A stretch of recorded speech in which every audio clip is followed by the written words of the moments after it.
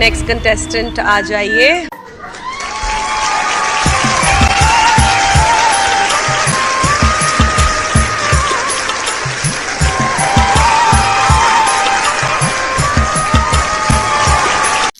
नमस्कार सर, नमस्कार मैडम। नमस्ते।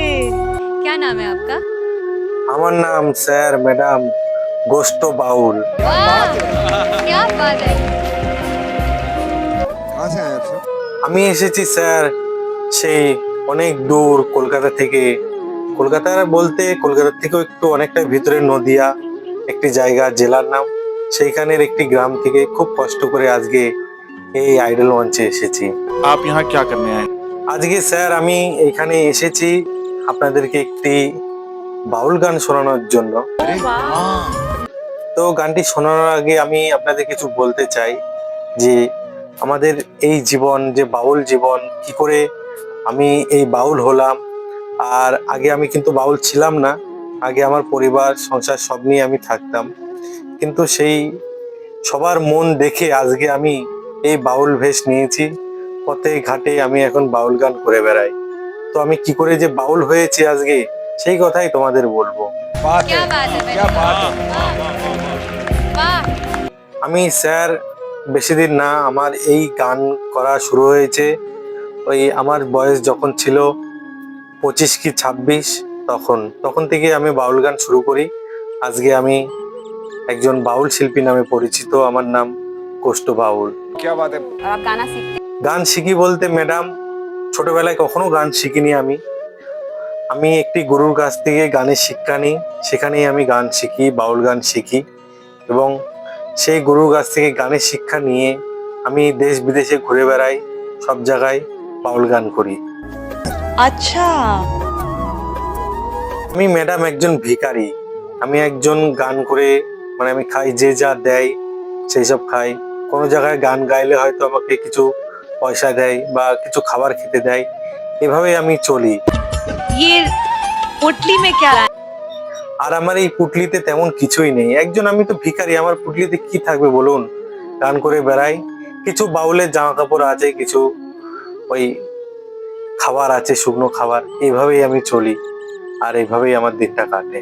कमाल का कोइंसिडेंस है। हाँ, oh my God। क्या मंजर है ये, क्या समा है, क्या कहानी सुन रहे हैं हम लोग। একটা সময় স্যার ম্যাডাম আমার পুরো পরিবার ছিল, স্ত্রী ছিল, সন্তান ছিল, বাবা ছিল, মা ছিল, সবাই ছিল। কিন্তু সময়ের বশে আজকে আমি সব ছেড়ে এই বাউল গান করে দেশ বিদেশে ঘুরে বেড়াই। क्यों क्यों ऐसा, क्यों ऐसा? কেননা আমি ভেবে দেখেছি যে এই কাজবাজ করে কি এমনটা হবে বলুন। যাদের জন্য আমি কাজ করছি তারা, আমি যদি কোনো পাপ কাজ করে কাজ করি, তাদেরকে খাওয়ার মুখে তুলে দিই, তারা কিন্তু কখনোই আমার পাপের ভাগ নেবে না। सही बात है। क्या बात। वाह। তারা শুধু চাইবে যে আরো দাও, আরো দাও। তারা শুধু ভাববে যে কি করে খাবারটা দেবে। তারা কিন্তু আমি কোথা থেকে নিয়ে আসছি, কি কাজ করে নিয়ে এসছি, সেটা কিন্তু তারা কখনোই দেখবে না। তখন স্যার ম্যাডাম আমি একটি জায়গায় কাজ করতাম, সেখান থেকে আমি রোজগার করে সবাইকে খাওয়াতাম। কিন্তু এই পৃথিবীতে কেউ কারণ না, সে যতই কাছের মানুষ হোক, বাবা হোক, মা হোক, স্ত্রী হোক বা সন্তানরা হোক, যেই হোক, কাকা কাকি, সে যেই হোক, কেউ কিন্তু কারোর আপন না। সময় যার যখন হবে সে কিন্তু ছেড়ে চলে যাবে। बहुत सच्चे लोग होते हैं ना मेरा। আজকে যদি আমি মারা যাই, আমার সঙ্গে কি কেউ যাবে? কেউ যাবে না। আমি যেই সন্তানকে এত ছোটবেলায় ছোট থেকে বড় করলাম, মানুষ করলাম, যে আমাকে প্রথম ডাকটা হয়তো বাবা বললো কি মা বললো, যার আমি শত কষ্টের মাঝেও তার মুখে খাবার তুলে দিয়েছিলাম, সেই সন্তানটা তো আমি মরলে আমার সাথে যাবে না। बेटा अभी तक समझ नहीं पा रहा है कि उसका पिता बच्चों को प्राउड फील कराने के लिए क्या क्या नहीं कर रहा है। কেউই যাবে না, শুধু সন্তান কেন, আমার স্ত্রীও বলুন যে আমার সঙ্গে সবসময় তার জীবনটা কাটিয়ে দিল, আমি তার সঙ্গে যে জীবনটা কাটিয়ে দিলাম, কেউই যাবে না, সে বাবা মা হোক, সে যাই হোক। मेरे दिल से ये दुआ है कि आपको इस स्थिति में कभी फिर से होना ना पड़े। आप प्लीज मत रोइए, आपको दुनिया की सारी खुशियां मिले, आपके जितने भी गम हैं वो सारे दूर हो जाएं। मैं नेहा कक्कर दिल से बोल रही हूँ कि मैं ही नहीं पूरा भारत देश अब से आपका फैन होगा। क्या बात है, वाह वाह वाह, क्या बात है। তাই স্যার ম্যাডাম এই সংসারে কেউ কারোর কখনোই আপন হয়নি। আর একটি কথা আমি জানতে পেরেছি এই সংসারের থেকে, যখন আমি সবার সঙ্গে ছিলাম, যে আমরা যে পুরুষ জাতি, আমরা যে এত কাজ করে এত কিছু করে তাদেরকে দুবেলা দুমুঠো খাবার মুখে তুলে দিই, আমি দেখেছি যে আমার খাবারের চিন্তা কিন্তু কেউ কখনো করে না। কেউ কিন্তু কখনো বলে না যে তুমি খেয়েছো বা তুই খেয়েছিস, কেউ কিন্তু কখনোই বলেনি। बहुत सही, बहुत सही। শুধু বলে যে বাড়িতে আসার সময় কিছু খাবার নিয়ে আসবা, চাল নিয়ে আসবা, ডাল নিয়ে আসবা, তেল নিয়ে আসবা, এইসবই কিন্তু বলে। তাই আমি ভেবেছি যে আমার যেটা ভালো হবে সেটা কিন্তু আমার সংসার কখনোই আমার চাইনি। আমার সংসার যেটা আমাদের আপনজন, তারা কিন্তু চায় না যে আমার কখনো ভালো হোক। তারা শুধু চায় যে সে সবসময় কাজে থাকুক, কষ্টে থাকুক, তবেই কিন্তু তাদের ভালো হবে। তাই আমার সংসার কখনোই চায়নি যে আমার ভালো হোক। তাই সেই কথা আমি চিন্তা ভাবনা করে এই সংসার ছেড়ে আমি আজকে পথে পথে ঘুরে বেড়াই, বাউল গান করি। এতেই অনেক সুখ, অনেক শান্তি। ঠিক চলে যাই, কেউ খেতে দিলে খায়, না হলে খায় না। मुझे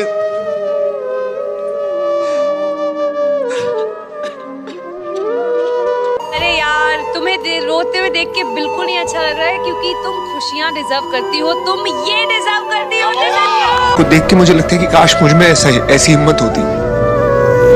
জীবনে আমরা যাদের জন্য যতই করি না কেন, মুখে রক্ত তুলে যদি তাদের জন্য আমরা টাকা ইনকাম করি, তাদেরকে এনে দিই, তারাও কিন্তু তারা আমাদের নাম করবে না, শুধু বলবে তুমি আমার জন্য কি করেছো, কি করেছো। তো স্যার ম্যাডাম, সেই কথা আমি মাথায় রেখে আমি দেখলাম যে যাদের জন্য যত কিছুই করব ততটুকুই কম। তাই আমি সবার কথা এসব চিন্তা করে, আমার কথা চিন্তা করে আজকে আমি এই সংসার ত্যাগ করে এখন আমি পথে পথে ঘুরে বেড়াচ্ছি। আর এই ঘুরতে ঘুরতেই স্যার ম্যাডাম আমি এই আইডল মঞ্চের খোঁজ পাই। আর এই মঞ্চে এসে আমি সবাইকে এটাই বলতে চাই যে তোমরা সবাই একটু নিজের জন্য রাখার চেষ্টা করো, কেননা একটা সময় গিয়ে কিন্তু তোমার সঙ্গ কেউ দেবে না, তখন নিজেকে নিজেরই দেখতে হবে। তাই নিজের জন্য গোছাও আর পরিবারকেও ভালোবাসো। तुमने बहुत सही प्लेटफॉर्म चुना है, बिकॉज इससे बड़ा देश का कोई प्लेटफॉर्म नहीं है। तो हमारा आशीर्वाद, हमारा प्यार तुम्हारे। आप क्या गाने वाली हैं आज? তো স্যার ম্যাডাম, আমি আমার গুরুর থেকে যতটুকুই শিক্ষা পেয়েছি আজকে সবই এই আইডল মঞ্চে আমি তুলে ধরবো। गा रही हूँ। আর এখন আপনাদের সামনে আমার গুরু আমাকে যে গানটা শিখিয়েছিল, আমি আমার গুরুকে গিয়ে যে মনের কথা বলেছিলাম, সেটা দিয়ে আমার গুরু একটি গান আমাকে শুনিয়েছিল, সেই গানটাই আজকে আমি আপনাদের সামনে তুলে ধরবো। আর এই গানটি হলো যে এই জীবনে দাগা ছাড়া আর কি পেলি, আমার মনটারে বলি। এই গানটি আজকে আমি আপনাদের সামনে তুলে ধরবো। আর এই গানের মাঝে অথবা কথার মাঝে যদি কোনো ভুল হয়ে থাকে আমাকে অবশ্যই ছোট ভাই ভেবে বা সন্তান ভেবে ক্ষমা করে দেবেন। আর আপনারা সবাই আমার একটু পাশে থাকবেন। আর আপনার সবাইকে প্রণাম জানিয়ে আমি আমার গান শুরু করছি। নমস্কার। ऑल द बेस्ट, बहुत अच्छे से गाओ। পাগল মনটারে বলি,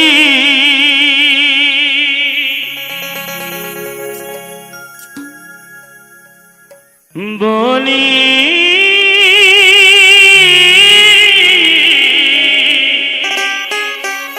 বলি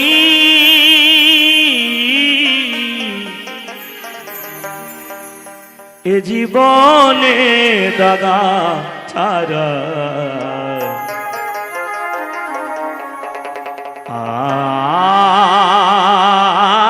আর কি পেরি। নিতাই গৌর সীতানাথ প্রেমানন্দে বাহুদুরে সকাল মিলে একবারে হরিবল হরিবল হরিবল। যাদুবন্ধু প্রেমানন্দে একবার বাহুদুরে হরিবল হরিবল হরিবল। সাধুগুরু বৈষ্ণব প্রেমানন্দে একবার বাহুদুরে হরিবল।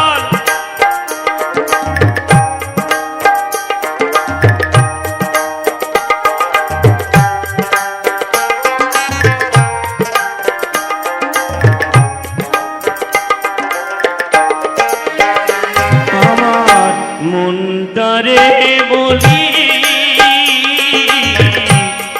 এ জীবনে এ জীবনে এ জীবনে দাদা ছাড়া আর কি পেরি। পাগল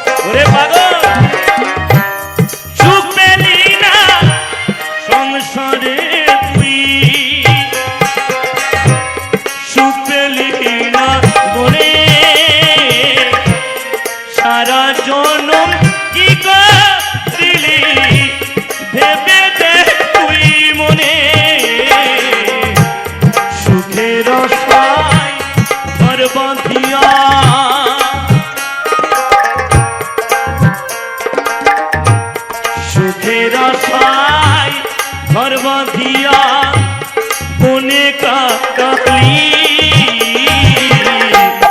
এ জীবনে দাদা ছাড়া আর কি করি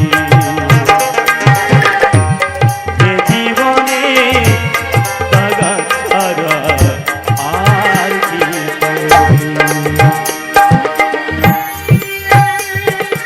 তাই গৌর সীতানাথ প্রেমানন্দে আরেকবার বাহু তুলে হরিবল হরিবল হরিবল হরিবল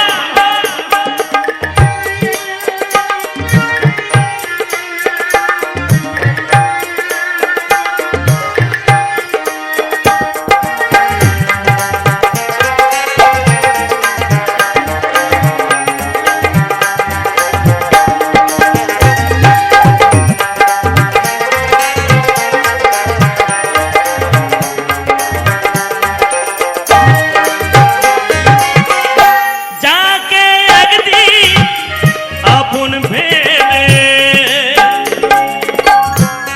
বেঁধেছিলি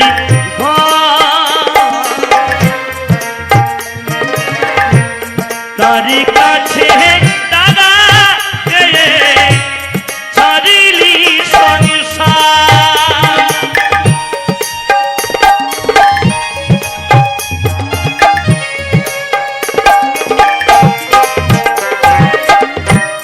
যাকে একদিন আপন ভেবে বেঁধেছিলি তারি কাছে দাদা ছাড়িলি সংসার এখন বাড়িতে তো পর হয়েছে বাড়িতে তো পর হয়েছে এ কি করি এ জীবনে দাদা ছাড়া আর কি করি এ জীবনে দাদা ছাড়া আর কি করি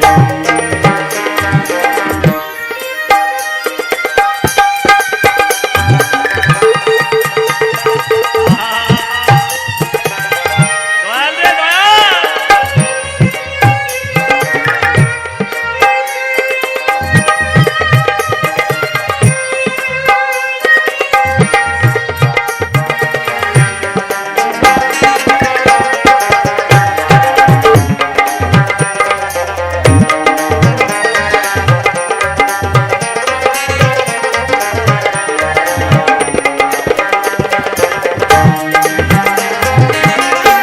সুখ পেলি না সংসারে তুই সুখ পেলি না বলে সারা জহনম কি করলি ভেবে দেখ না মনে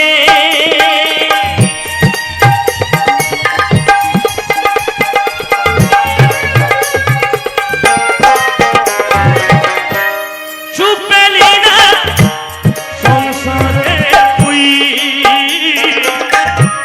সুখ পেলি না বলে সারা জহনম কি করলি ভেবে দেখ তুই মনে মনে সুখের আশায় ঘর বাঁধিয়া বনে কাটালি এ জীবনে দাদা ছাড়া আর কি করি এ জীবনে দাদা ছাড়া আর কি করি হরিবল হরিবল হরিবল হরিবল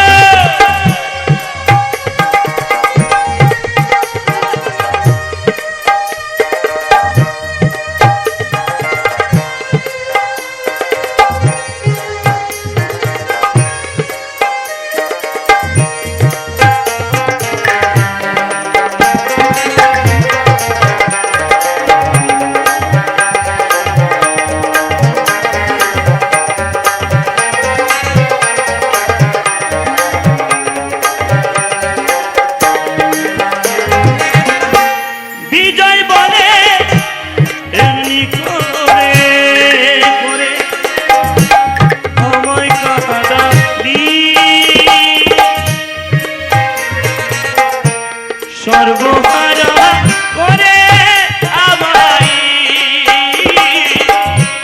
পথে বসালি।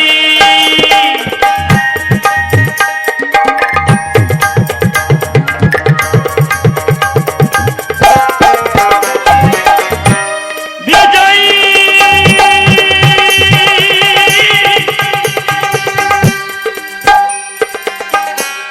বিজয় বলে তেমনি করে আমায় কাঁদালি, সর্বহারা করে আমায় পথে বসালি। এখন আমার যাওয়ার সময় হলো বিধি, আমার যাওয়ার সময় হলো পর্ণা করিলি। এ জীবনে দাদা ছাড়া আর কি পাগল মনটারে বলি, এ জীবনে দাদা ছাড়া আর কি করি। আমার প্রাণটারে বলি, এ জীবনে দাদা ছাড়া আর কি করি। এ জীবনে দাদা ছাড়া আর কি করি। এ জীবনে দাদা ছাড়া আর কি করি। আমার মনটারে বলি, বলি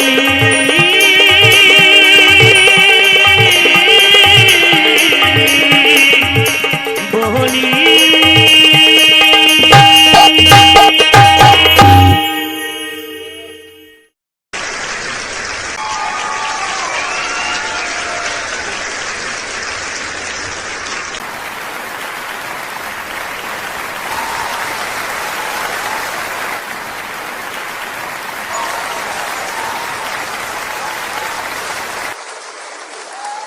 एक तो ये गाना, जिसका गाना आपने चुना है, कंपैरिजन तो होगा ही जरूर। I think I was very lucky कि नुसरत साहब की जो लास्ट एल्बम थी वो कच्चे धागे थी, जो मेरी फिल्म थी।